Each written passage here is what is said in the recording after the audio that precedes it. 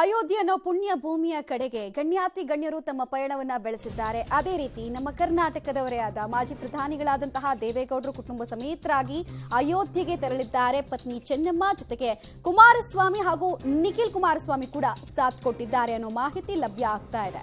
ವಿಶೇಷ ವಿಮಾನದಲ್ಲಿ ಅಯೋಧ್ಯೆಗೆ ದೇವೇಗೌಡರು ತೆರಳಿದ್ದಾರೆ. ನಾವು ಹೋಗ್ತೀವಿ ಅನ್ನೋ ವಿಚಾರವನ್ನ ಈ ಮುಂಚೆನೆ ಹಂಚಿಕೊಂಡಿದ್ರು. ಬಟ್ ಕುತೂಹಲ ಇದ್ದಿದ್ದು ಅಲ್ಲಿನ ವೆದರ್ ಕಂಡೀಷನ್. ಆ ವೆದರ್ ಕಂಡೀಷನ್ ಅಲ್ಲೂ ಕೂಡ ಹೋಗುವಂತಹ ತವಕ ತುಡಿತಾ ಇದೆಯಲ್ಲ, ಅದು ವಿಶೇಷ ಅಂತ ಅನಿಸೋದು.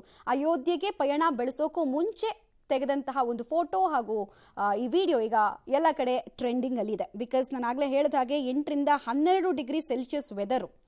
ದೇಹದ ಆರೋಗ್ಯದ ಪರಿಸ್ಥಿತಿಯನ್ನು ಗಮನದಲ್ಲಿಟ್ಕೊಂಡು ದೇವೇಗೌಡರು ಹೋಗ್ತಾರಾ, ಬದ್ಧತೆಯನ್ನು ತೋರಿಸ್ತಾರಾ ಅನ್ನೋ ಪ್ರಶ್ನೆ ಇತ್ತು. ಬದ್ಧತೆ ಇದೆ, ತುಡಿತ ತವಕ ಹಾಗೆ ಇದೆ ಅಂತ ತೋರಿಸಿದ್ದಾರೆ. ಆ ಮೂಲಕ ವಿಶೇಷವಾಗಿ ನಿಲ್ತಾ ಇದ್ದಾರೆ.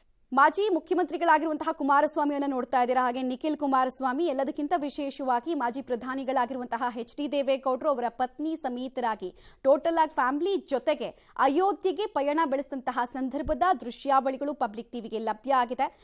ಅಯೋಧ್ಯೆಗೆ ಹೋಗ್ತೀನಿ ಅಂತ ಈ ಮುಂಚೆನೆ ಆಹ್ವಾನ ಪತ್ರಿಕೆ ಬಂದಾಗ ಅವ್ರು ತಿಳಿಸಿದ್ರು. ಕುತೂಹಲ ಅಂತೂ ಇತ್ತು, ಯಾಕಂದ್ರೆ ಅಷ್ಟು ವೆದರ್ ಇದೆ, ಕಂಡೀಷನ್ ಇದೆ. ಇಳಿ ವಯಸ್ಸಿನಲ್ಲೂ ಕೂಡ ಆ ಕಡೆಗೆ ಹೋಗುವಂತಹ ಮನಸ್ಸು ತೋರ್ತಾರ ಅನ್ನುವಂತಹ ಪ್ರಶ್ನೆಗಳಿತ್ತು. ಆ ಕುತೂಹಲ ಈಗ ತಣಿದಿದೆ, ಕುತೂಹಲಕ್ಕೆ ತೆರೆ ಬಿದ್ದಿದೆ. ಕಾರಣ ಅವರು ಹೊರಟಿದ್ದಾರೆ. ಅಯೋಧ್ಯೆ ಹಿಂದೂಗಳ ಗಮ್ಯ ಯಾಕೆ ಆಗ್ತಾ ಇದೆ ಅನ್ನೋ ಪ್ರಶ್ನೆಗೆ ಮತ್ತೊಮ್ಮೆ ನಮ್ಮ ಮುಂದೆ ಎಕ್ಸಾಂಪಲ್ ಸಿಗ್ತಾ ಇದೆ.